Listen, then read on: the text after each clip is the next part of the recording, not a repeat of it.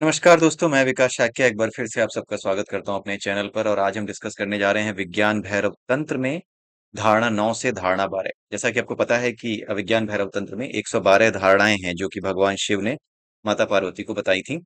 और ये क्यों बताई थी? क्योंकि माता पार्वती ने उनसे ये पूछा था कि अगर ये अनुभव करना है कि आपका वास्तविक स्वरूप कैसा है, आप क्या हैं, आपके उस रूप का अनुभव करना है। क्योंकि आपने कहा कि उसे देखा नहीं जा सकता, उसे सुना नहीं जा सकता, उसे किसी तरीके से जाना नहीं जा सकता जिन तरीकों से हम चीजों को जानते हैं, क्योंकि हम तो शरीर हैं। और वो क्या है? वो शरीर से अलग हैं, परमात्मा है। इसलिए अगर उनको इन तरीकों से जाना ही नहीं जा सकता तो मनुष्य इस शरीर में रहते हुए क्या करे, ऐसा क्या करे कि उसे आपका अनुभव हो, यानी पराभैरव का अनुभव हो। तो इस बारे में जब प्रश्न किए तो भगवान शिव ने कुछ बातें बताई, कुछ बेसिक कॉन्सेप्ट्स क्लियर किए, जो कि आप वीडियो नंबर 1 से वीडियो नंबर 5 के बीच में देख सकते हैं। उसके बाद आप वीडियो नंबर 6 से जो धारणाएं हैं उसके बारे में डिस्कशन, उसके बारे में बातें करना हम शुरू करते हैं। तो आज जो है हम चार धारणाएं डिस्कस करेंगे, धारणा नंबर 9 से धारणा नंबर 12 तक। इसका मैंने रिकॉर्डिंग की थी अभी थोड़ी देर पहले, बट एक्सीडेंटली मेरा जो वीडियो है वो डिलीट हो गया था, तो अब मैं दोबारा इसको बना रहा हूँ। राइट, तो वो वीडियो काश कि मैं डाल पाता, बिकॉज मैं कोशिश करूंगा कि वो सारी बातें दोबारा मुझे याद आएं जो मैंने बोली थी, और वही वही सब बातें बोल करके मैं इसको रिकॉर्ड कर पाऊं।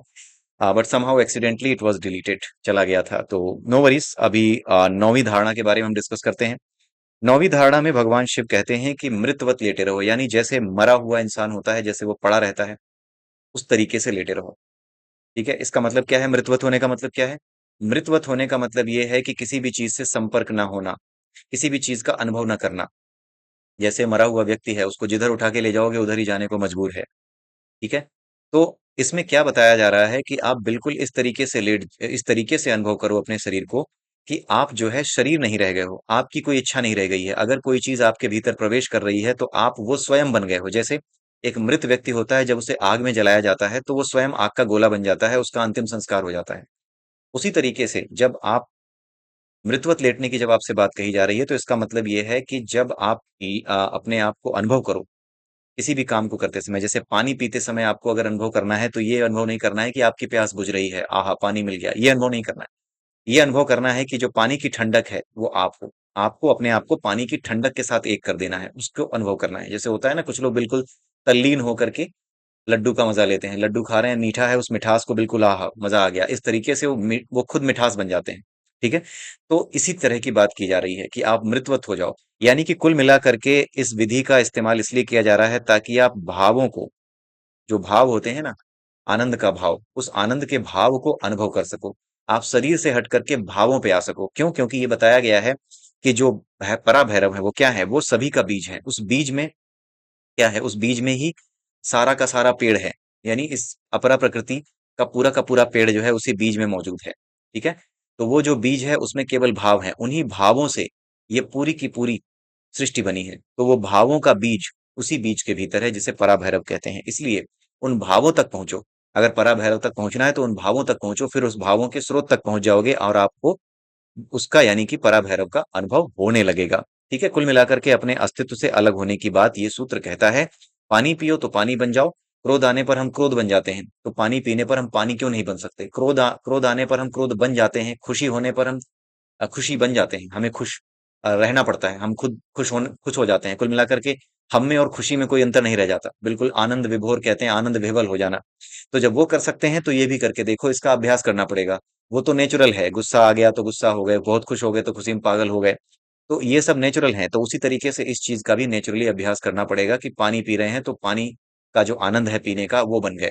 ठीक है, मीठा खा रहे हैं तो मीठे खाने का जो आनंद है उस आनंद में अपने साथ, उस आनंद के साथ अपने आप को एक कर लिया।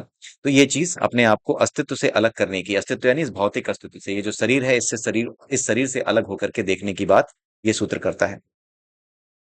10वां सूत्र देखते हैं, प्रेम के क्षण में नित्य जीवन की तरह प्रवेश करो। ये बेसिकली वर्तमान की बात करता है। ये सूत्र ये बात करता है कि हमें हमेशा वर्तमान में जीना चाहिए। जो भी चीज हम अनुभव करें, जब भी आप आसन लगाएं, जब भी आप इस विधि का अभ्यास करें, तो कहने का मतलब ये है कि आज जो कुछ भी है वर्तमान में, इसी वर्तमान में खो जाओ। तो इसी वर्तमान में खोने के लिए कोई एक सहारा लेना पड़ेगा इस चीज को समझने के लिए कि वर्तमान में खोने का मतलब क्या है, और वर्तमान में कभी कोई खो सकता है क्या? क्या वर्तमान में कोई आ सकता है? तो जी हाँ, इसमें बताया गया है कि प्रेम के क्षण में, जब कोई व्यक्ति प्रेम में होता है, तो ना उसे पिछले समय की चिंता होती है, ना आने वाले समय की चिंता होती है। किसी चीज की चिंता नहीं होती। आने वाले समय में क्या हो जाएगा इसकी चिंता नहीं, बीते हुए समय में क्या हुआ था इसकी कोई चिंता नहीं। वो केवल और केवल आज के समय में जीता है, कि जो कुछ है वो आज है। अगर उसे कुछ पता लगता भी है, अगर कभी उसका दिमाग सोचना चाहता भी है कि आगे ऐसा हो सकता है या पीछे ऐसा हुआ था, तो भी वो सोचना नहीं चाहता, उस सोच पे वो पर्दा डाल देता है, आज में जीता है। उसी तरीके से आपको बीते हुए कल में और आने वाले कल के बीच में जो जगह है, जिसे वर्तमान कहते हैं, उसमें जीना है। यही बात कही जा रही है। क्यों कही जा रही है? क्योंकि वर्तमान ही आखिरी सत्य है। आपने भूतकाल में सोचा, वर्तमान क्या होता है? भूतकाल का जो भविष्य है, वही वर्तमान है। आज जिसे आप वर्तमान कह रहे हो, ये क्षण कह रहे हो, वर्तमान का क्षण कह रहे हो। जब मैंने सोचा था कि एक समय में विज्ञान भैरव तंत्र के वीडियो बनाऊंगा, तो वो पिछले समय में सोचा था, वो भविष्य की बात थी। लेकिन आज वही भविष्य क्या है? वर्तमान बन गया है। तो कुल मिलाकर के या तो भूत है या भविष्य है, वर्तमान में तो हम रहते ही नहीं है। इसलिए भगवान शिव कह रहे हैं कि वर्तमान में रहना सीखो। वर्तमान को ही शाश्वत सत्य मानो। ठीक है? क्योंकि वर्तमान में जब रहना सीखोगे, तो ना तो भूत की गलतियों पे आपको कुछ पछतावा होगा, ना वर्तमान जो भविष्य है उसके बारे में सोच करके आपको कोई दुख होगा। तो इसलिए वर्तमान में रहने की शिक्षा वो दे रहे हैं कि वर्तमान में रहो। अगर हम भूत की बात करें, भूतकाल में हमने सोचा था कि मैं बहुत बड़ा महल बनाऊंगा, मैं बहुत बड़ी गाड़ी खरीदूंगा। आज जो वो भूतकाल है वो वर्तमान बना है मेरा। मतलब जो भविष्य था भूतकाल के हिसाब से, जो भविष्य था वो आज मेरा वर्तमान है। वो जो मैंने सोचा था वो हुआ या नहीं हुआ, उसको बताने वाला क्या है? वर्तमान है। इसलिए वर्तमान ही सत्य का वास्तविक प्रतिबिंब है। इसलिए सत्य में जीना चाहते हो तो वर्तमान में जियो। कुल मिलाकर के ये कहा जा रहा है, क्योंकि यही क्या है? शाश्वत है। और प्रेम के साथ तुलना क्यों की गई है? क्योंकि प्रेम में ही व्यक्ति इस स्थिति में होता है कि ना तो भूत को देख सकता है, ना भविष्य को देख सकता है। वो केवल वर्तमान में ही रहना चाहता है, उससे बाहर नहीं निकलना चाहता। इसीलिए प्रेम को ईश्वर का रूप कहा जाता है, कि प्रेम में अगर हो तो उसका सही इस्तेमाल करो। ठीक है? कुछ होता है व्यक्तिगत प्रेम आपका होता है। उस व्यक्तिगत प्रेम में आप भविष्य की चिंता नहीं करते, भूतकाल की चिंता नहीं करते। जब आप व्यावहारिक जीवन में उतरते हो, तब जाकर के आप उस प्रेम से बाहर निकल करके भूत और भविष्य की चिंता करने लगते हो।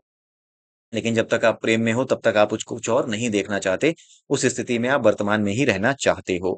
तो जिस तरीके से प्रेम के क्षण में आप वर्तमान में रहना सीख जाते हो, उसी तरीके से आप प्रेम के क्षण में वर्तमान में ही रहो, और आज के समय में भी वर्तमान में रहना सीखो।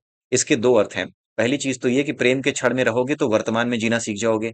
इसका उल्टा भी सही है। अगर तुम वर्तमान में रहना सीख जाओगे, इसका अभ्यास कर लोगे कि वर्तमान में कैसे रहा जाता है, तो तुम प्रेम सीख जाओगे। जो वर्तमान में रहना सीख लेगा वो प्रेम को सीख जाएगा, और जो प्रेम करता है सबसे, जो प्रेम में स्थित है, वो भी वर्तमान में रहना ही जानता है। बाय डिफॉल्ट होता ही है। जो सबसे प्रेम करता है, जिसमें करुणा है, जो प्रेम योगी है, वो वर्तमान में ही रहता है। और अगर कोई व्यवहारिक रूप से या मैकेनिकल वे में या योगाभ्यास करके वर्तमान में रहने का अभ्यास करता है, जैसे इसमें बताया गया, तो उस केस में भी वो क्या बन जाएगा? वो ऐसा व्यक्ति बन जाएगा जो सबसे प्रेम करता है। तो दोनों ही स्थितियों में ये सत्य है। इसलिए यहाँ पे बताया गया है कि प्रेम के क्षण में नित्य जीवन की तरह प्रवेश करो। ठीक है? तो वर्तमान में जीना वास्तविक जीना है।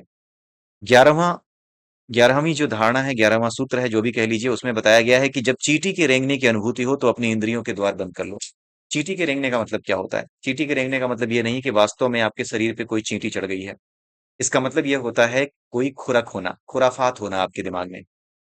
मतलब ये है कि अगर आपको जरा सा भी खुराफात महसूस हो आपके दिमाग में, खुराफात कौन सी होती है? जैसे सामने अच्छी चीज खाने को आ गई, आज तो 2 रोटी ज़्यादा खा जाऊँगा। नहीं, मेरा मन नहीं मान रहा, मैं ना ये थोड़ा ज़्यादा खाऊँगा आज। आज वैसे तो मैं 4 खाता हूँ, आज मैं 6 रोटियाँ खाऊँगा। ये खुरक है। सामने कोई आदमी बैठा है, उससे कोई पुराना हिसाब-किताब चुकाना है, कोई पुराना रंजिश है उससे, बैठा है, कोई बात नहीं, इसे बैठे रहने दो। थोड़ी देर बैठे रहने दो, फिर जब सब मामला इस लायक होगा कि मैं अपनी बात कह सकूँ, तब मैं इसको छेड़ूँगा और तब मैं इससे झगड़ा करूँगा। ये क्या है? ये खुरक है। यही चींटी का रेंगना है। तो चींटी का रेंगना एक अलंकारिक भाषा है। बिना अलंकारिक भाषा को जाने, आप हिंदी व्याकरण को जाने बिना, आप कभी भी किसी ग्रंथ में लिखी बात को नहीं समझ पाएंगे। इसीलिए हिंदी भाषा को जरूर समझें, उसके व्याकरण को जरूर समझें। बचपन में एक कहानी बताई जाती थी हिरन कौवा और चूहा की, कि हिरन कौवा और चूहा तीनों जो है दोस्त थे आपस में। एक दिन जो है हिरन जाल में फंस जाता है शिकारी के, और ऊपर से कौवा देखता है कि मेरा दोस्त तो जो है जाल में फंसा हुआ है। उसे तुरंत याद आता है कि हमारा एक दोस्त और है, जिसे चूहा कहते हैं।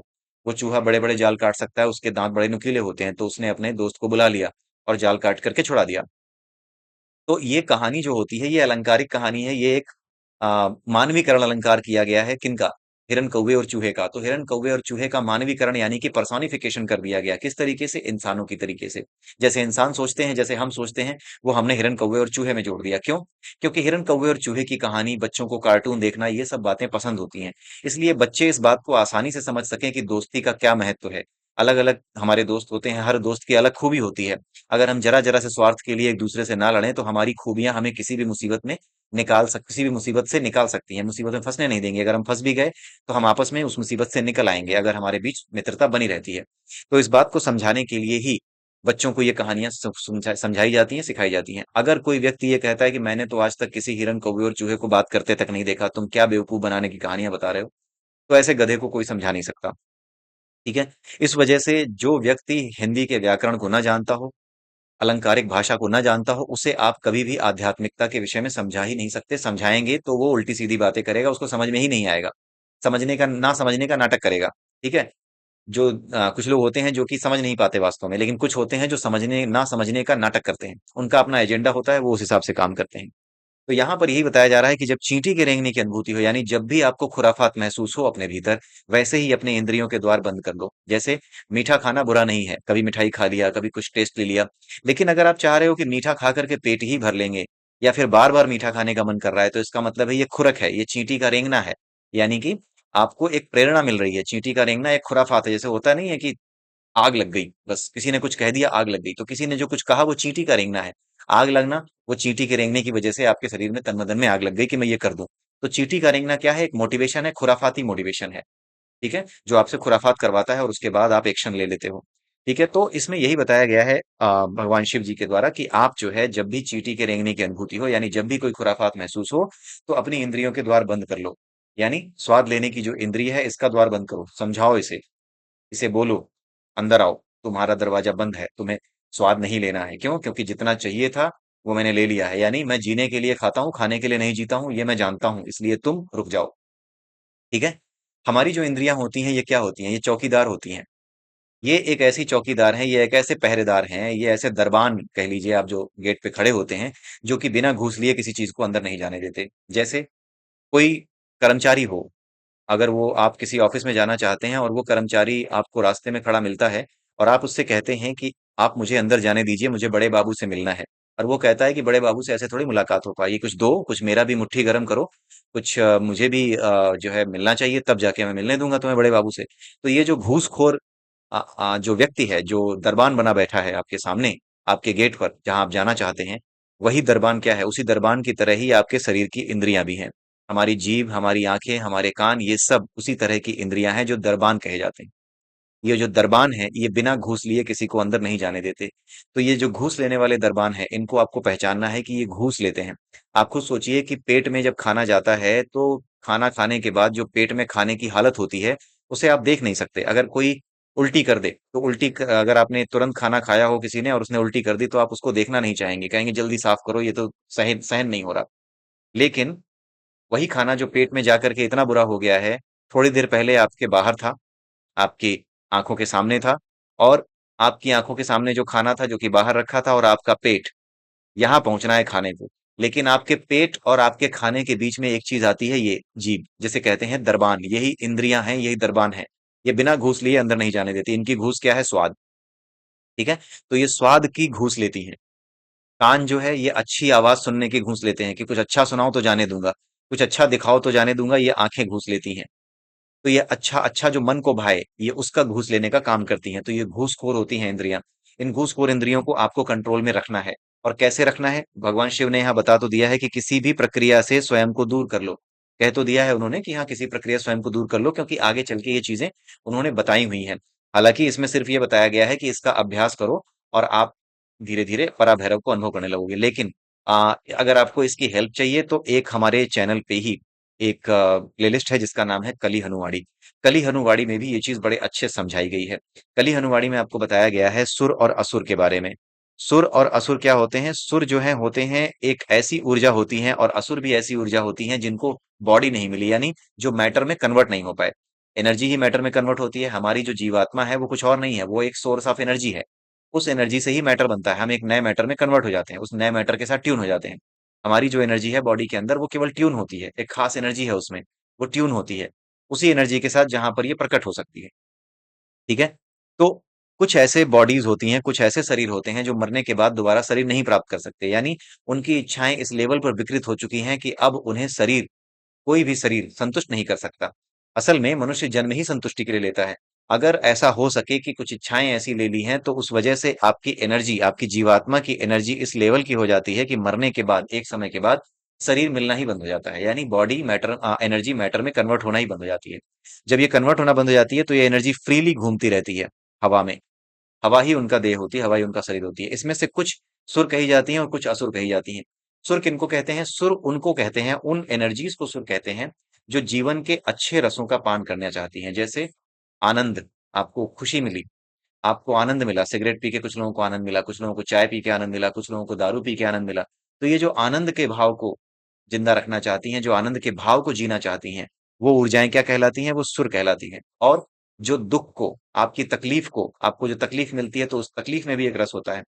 तकलीफ में जो रस होता है उसको भी वो ज्यादा से ज्यादा जीना चाहती हैं। इसलिए जब भी आपको तकलीफ होती है तो थोड़ी देर के लिए तकलीफ होना, थोड़ी देर के लिए स्तब्ध रहना, थोड़ी देर के लिए परेशान रहना चलता है। लेकिन अगर उस परेशानी की वजह से एक और नई परेशानी आपके दिमाग में आ रही है, अगर आप दूसरी जगहों पे भी परेशानी देखने लगे हैं कि अरे ये भी हो गया, वो भी हो जाएगा, ये भी हो जाएगा, तो इस बात को समझ जाइए कि आपके ऊपर असुरों का डेरा हो चुका है। यानी ये एनर्जीज आपको हॉन्ट कर चुकी हैं, ये एनर्जीज आपको पॉजेस कर चुकी हैं। ठीक है? तो असुर क्या होते हैं? ये जीवन के नकारात्मक रसों का पान करते हैं। जैसे दुख हुआ, गुस्सा हुआ, ये नकारात्मक रस हैं। तो ये नकारात्मक रस क्या होते हैं? ये आपकी एनर्जी को थोड़ी देर के लिए इस लेवल पे ले आते हैं कि आपकी फ्रिक्वेंसी बदल जाती है। जैसे ही आपकी फ्रिक्वेंसी बदलती है, वैसे ही वो सारी वेव, एनर्जी वेव, जिनको असुर कहते हैं, वो आपके साथ ट्यून होने लगती हैं। फिर अपनी ट्यूनिंग के द्वारा वो आपको भी तरह तरह के दुखी रहने की जो आदत होती है ना, उसकी तरफ ले जाती हैं। आप खुद ही इन सब चीजों को सोचने लगोगे जैसे ही ये एनर्जीज ट्यून होंगी। लेकिन जैसे ही आप ये सोचोगे कि हाँ, अगर मैं दुखी था तो और दुखी हो रहा हूं, इसका मतलब है कि मेरे अंदर असुरों का कब्जा हो चुका है। यानी वो एनर्जीज मुझसे कनेक्ट कर चुकी हैं जो कि मुझे और दुखी रखेंगी। तो वैसे ही ये एनर्जीज क्या होती हैं? भाग जाती हैं, ये चली जाती हैं आपको छोड़ करके। उसी तरीके से अगर आपको सिगरेट पीने की लत है, शराब पीने की लत है और आपको उसमें बड़ा अच्छा लगता है, तो जैसे ही आप सोचोगे कि ये जो लत लग रही है, मुझे बार बार जो पीने का मन कर रहा है, ये सुरों की वजह से है, तो उस केस में क्या होगा? सुर भाग जाएंगे। तो सुर और असुर कैसे भागते हैं? जैसे ही आप में जागृति आती है, जैसे ही आप में कॉन्शियसनेस आती है, जैसे ही आप कॉन्शियस हो जाते हो कि ये सुर हैं या असुर हैं, तभी वो भागते हैं। इसे ऐसे समझिए कि आपके घर में अगर चोर घुसा है और आपकी वाइफ या आपका हस्बैंड आपसे ये कह रहा है कि कोई है क्या, लगता है कोई घुस गया है घर में, कोई चोर वोर तो नहीं आ गया। उसके बाद अगर आप ये कहते हैं नहीं यार, तुम्हें बेकार नहीं ऐसा लग रहा है, चोर वोर नहीं है, बिल्ली आई होगी, तो चोर निश्चिंत हो जाएगा। उसे लगेगा कि चलो ये बढ़िया है, ये बिल्ली समझ रहे हैं, मैं तो यहाँ बैठा हुआ हूँ, इनको सोचने दो बिल्ली बैठी है, ये सब सो जाएंगे तब मैं सारा चंपत कर दूंगा इनका घर का सामान। ठीक है? तो ये काम करता है चोर। उसी तरीके से सुर और असुर भी चोर होते हैं। जब तक आप ये सोचेंगे कि नहीं ये तो सबके साथ होता है, गुस्सा किसको नहीं आता, कौन खुश नहीं होता, कौन जो है किसी उल्टी बात को सुन करके दुखी नहीं हो जाता या मारने नहीं दौड़ पाता, तो जब तक आप ये सोचेंगे कि कौन, तब तक आप समझ जाइए कि आप चोर को बिल्ली समझ रहे हैं। जैसे ही आपने सोचा कि मुझे गुस्सा बढ़ता चला जा रहा है या फिर मैं कुछ पीना चाहता हूँ, कुछ खाता हूं, तो उसको खाने की इच्छा मेरी बढ़ती जा रही है स्वाद की वजह से या किसी वजह से, तो इसका मतलब है कि मेरे अंदर सुर नाम की एनर्जी या सुर मेरे अंदर आ चुके हैं। तो उस केस में ये सुर भाग जाते हैं। आपको तुरंत ही महसूस होता है कि नहीं, आपको ये आदत छोड़नी चाहिए, आपको ये नहीं खाना चाहिए जिसको खाने की आपकी इच्छा जरूरत से ज्यादा हो रही है। और जैसे ही आप ये सोचोगे कि ये असुर है, वैसे ही अगर आप गुस्सा कर रहे थे तो गुस्सा थोड़ी देर तक तो रहेगा, लेकिन उसके बाद धीरे धीरे आप चाहोगे तो भी वो गुस्सा नहीं आएगा, वो धीरे धीरे शांत हो जाएगा। तो इस तरीके से सुरों और असुरों पर नियंत्रण कर सकते हैं। ये एक विधि जो है, जो आप कली हनुवाणी से सीख सकते हैं, वो हमारे चैनल पे ही है। ये मानसिक तरीके से इलाज करने का तरीका है जो कली हनुमाड़ी है। उसमें यही बताया गया है कि सुर, जैसे ही आप सोचोगे कि ये सुर है, वैसे ही वो गायब हो जाएंगे, जैसे ही आप सोचोगे असुर है तो वो गायब हो जाएंगे। कुल मिला के चोर को चोर समझना है, ये नहीं समझना है कि यहाँ बिल्ली आई है तो ये चोर है। ठीक है? सुर और असुर, तो ये इसके बारे में कली हनुवाड़ी में बताया गया। आप हमारे चैनल पे इसको देख सकते हैं। किसी भी प्रक्रिया से अपने आप को दूर करना है। ठीक है? किसी भी प्रक्रिया से, सर्दी लग रही है तो सर्दी से दूर कर लिया, गर्मी लग रही है तो गर्मी से दूर कर लिया, किसी भी प्रक्रिया से अपने आप को दूर कर लिया। गर्मी लगी, दुख हो रहा है तो ज्यादा मत सोचिए। ठीक है? क्योंकि इसका मतलब है ज्यादा सोचने की बात आ रही है, तो इसका मतलब है कि वो अशुभ। ठीक है? और अगर आप सर्दी में है, मजा आ रहा है आपको, बहुत ज्यादा वहीं पे पड़े रहना चाहते हैं, तो आप समझ जाइए कि वो सुर है। सुर और असुर दोनों एक दूसरे के सहयोगी होते हैं। सुर असुरों का सहयोग करते हैं, असुर जो है वो सुरों का सहयोग करते हैं, ताकि दोनों मिलकर के खाते पीते रहें। सुर और असुर, ऐसा नहीं है कि सुर देवता होते हैं, सुरों को देवता समझने की भूल मत कीजिएगा। सुर और असुर दोनों कर्स सोल्स हैं, यानी अभिशप्त आत्माएं हैं दोनों ही। ठीक है? दोनों ही अभिशप्त आत्माएं जिनको शरीर नहीं मिल सकता। देवता अलग हैं। देवता वो एलिमेंट हैं जो कि इस पूरे विश्व को चलाते हैं।